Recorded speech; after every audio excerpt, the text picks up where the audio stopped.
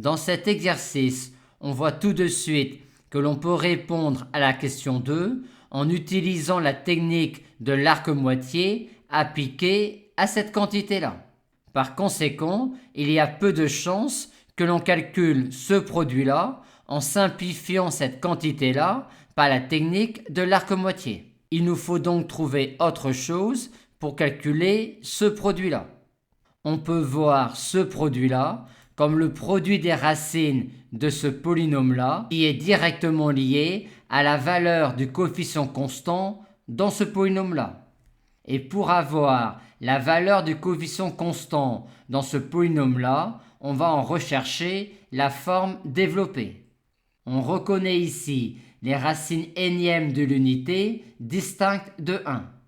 Or, avec les racines énièmes de l'unité, on a tout de suite la forme développée de ce polynôme-là.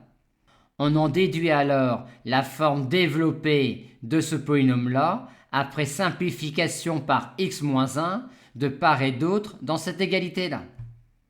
Et maintenant, pour avoir la forme développée de ce polynôme-là, on va commencer par remplacer dans cette égalité polynomiale-là x par moins x, ce qui nous donne cela.